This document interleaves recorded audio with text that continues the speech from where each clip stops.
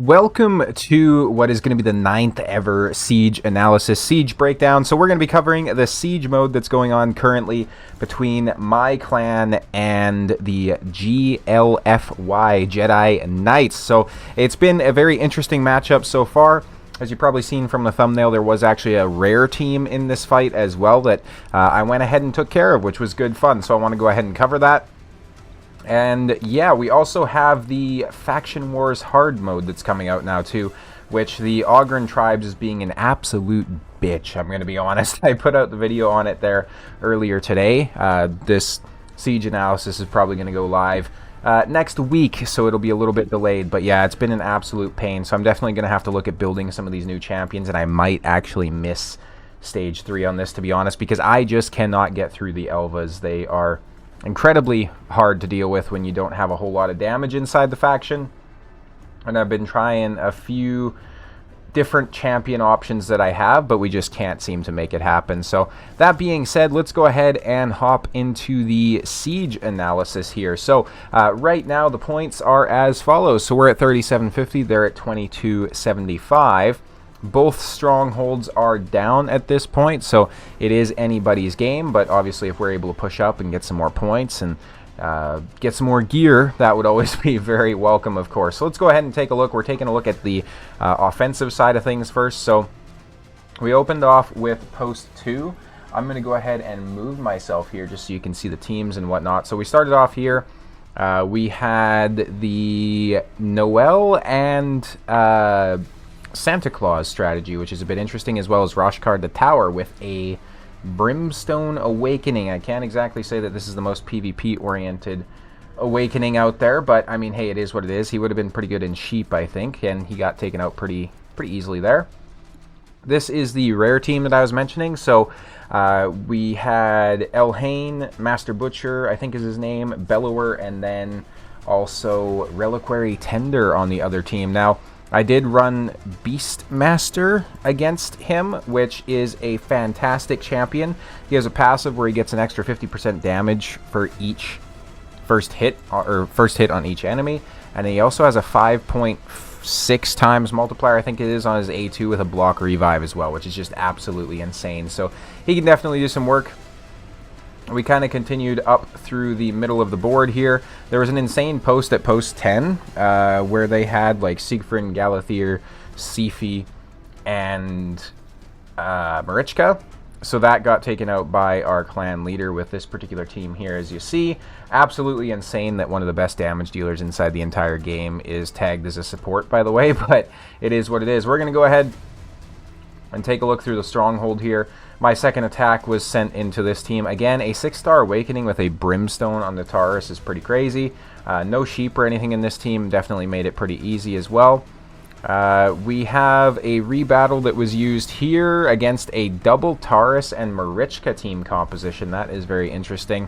I'm guessing maybe the Armands missed a stun or something like that. And then for the most part, besides that, we did get through the stronghold pretty easy here. So nothing too crazy, just some rebattles that were used across the board. After the stronghold, we are now starting to expand out to take over the mana shrines. Right before I started the recording, there was actually a battle going on here as well, so it looks like we were able to successfully take it down. And then I can actually use rebattle scrolls as well to go in there and fight, which is, I mean, that's pretty cool, I guess, right? Get some extra points or whatnot.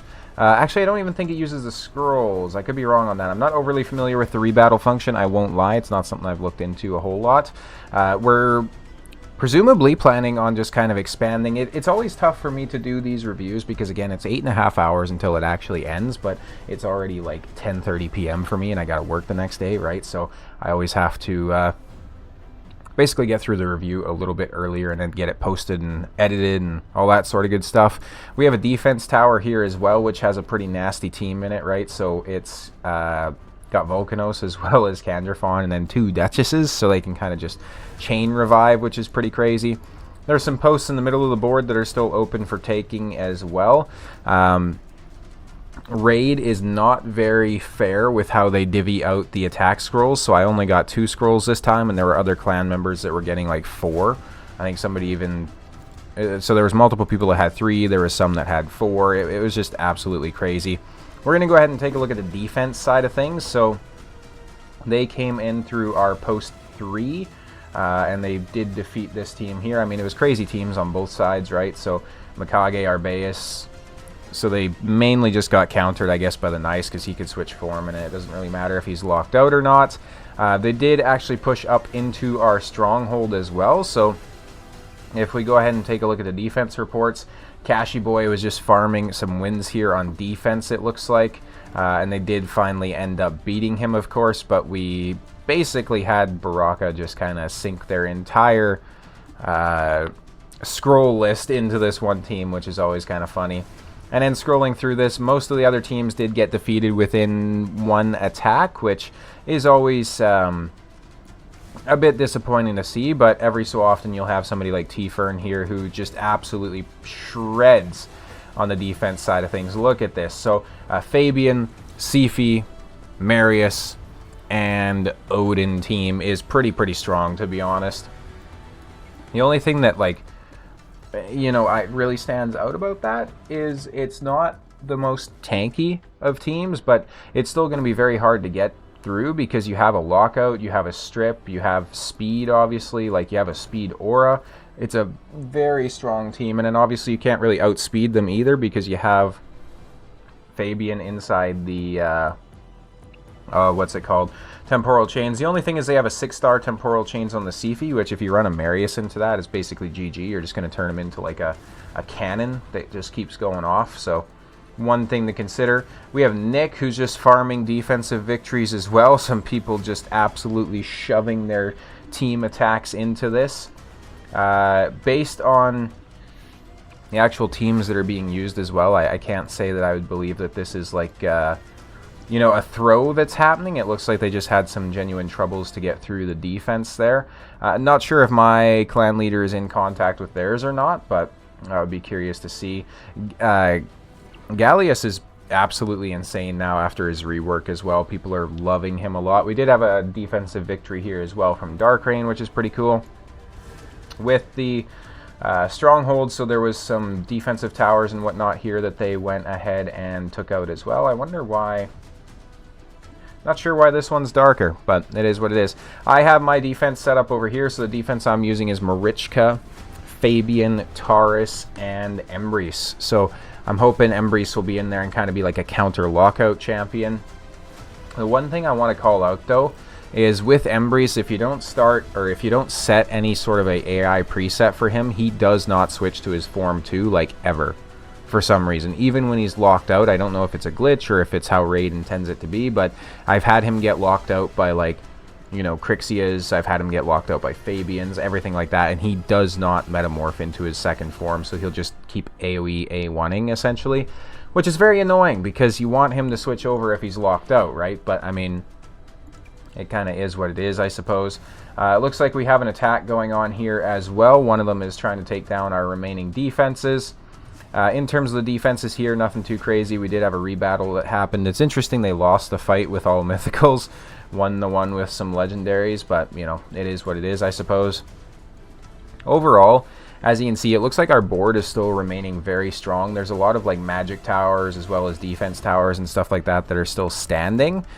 So I'd imagine we do have a very good shot at winning this siege, in all honesty. Knock on wood, obviously, right? Whereas if you look at their board, things are obviously starting to look a little bit more desolate. So we're starting to kind of open things up. We did have a failed attack here as well, but I think they were getting ready to go ahead and take it out again.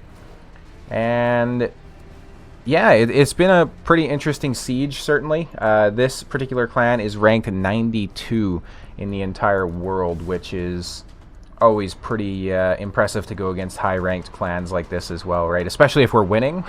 It feels particularly good to go against them if we're winning, but if we're losing, it's not so much fun. Shocker, right?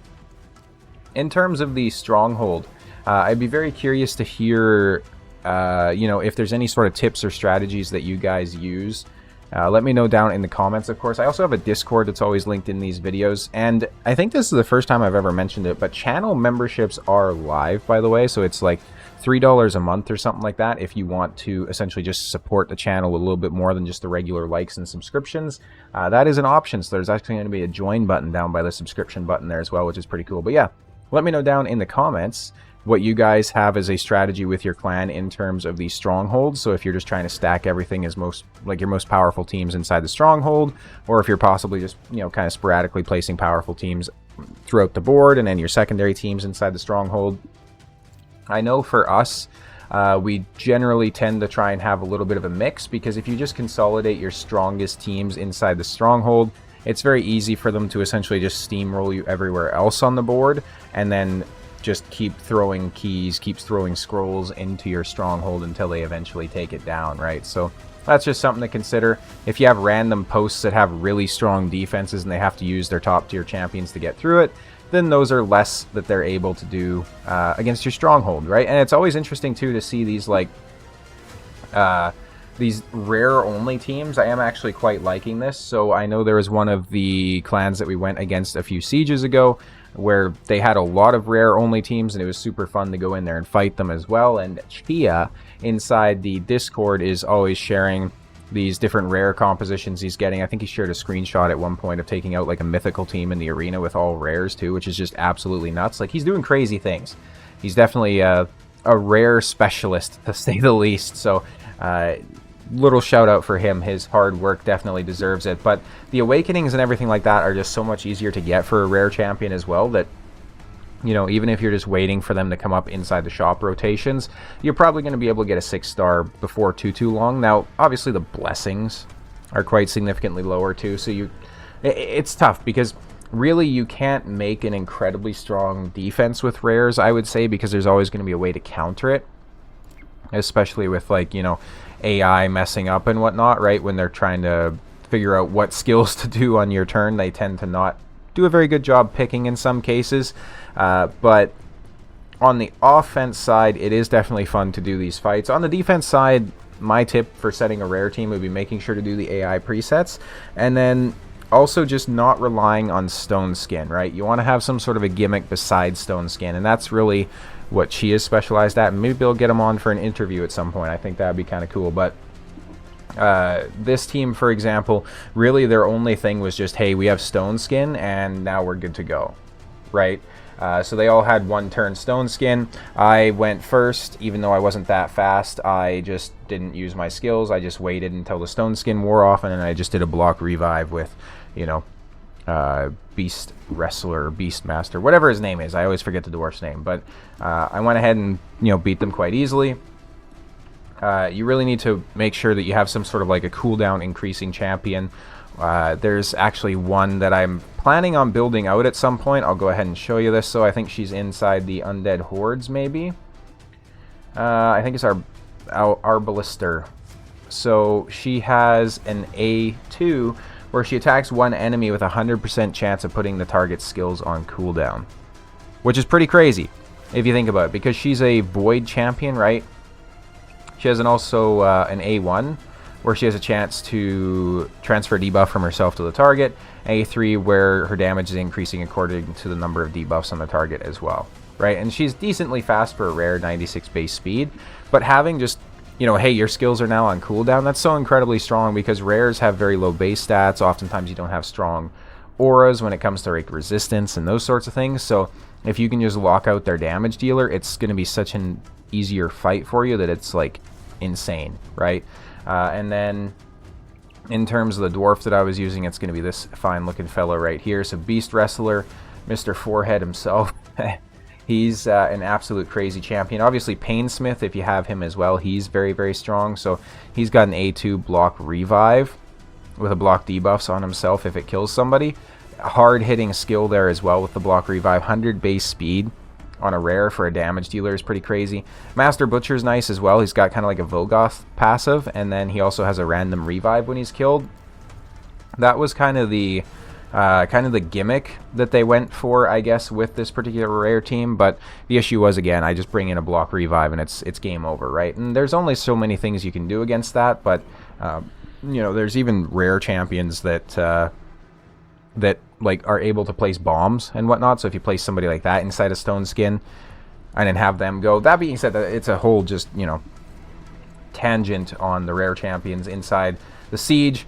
I'm particularly enthralled by the use of rare champions, though, because I don't spend a whole lot on the game, so it's hard to really keep up to date with all these spenders that have like cracked out mythical champions, right? Like for example, some of the teams inside their stronghold here, like once you're starting to get Galathier and Frolny and those sorts of things, it definitely makes it tough to go against it and have fun, right? I don't even have a Sifi, I don't have a Rotos. My account is pretty desolate when it comes to certain champions, so it definitely limits what I can do for picks, and you know, it definitely hurts, especially inside the live arena. When you have such limited picks, like I don't have a Duchess, Necrit, nothing like that, so it definitely narrows down my options. But on the plus side, once the champion Chase comes around, I'm going to be claiming Carnage from the City of Centranos. So I'll actually have him. Let me go ahead and put myself back over here, though. And that being said, I hope you guys enjoyed this Siege breakdown. Let me know how the Siege went for you guys, of course, and if you want to see anything in particular in this content. So if you want me to break down certain posts more, or strategies, or have, you know, clan leaders or something like that on for interviews, definitely let me know. Thank you guys so much for watching, and as always, I'll see you next time.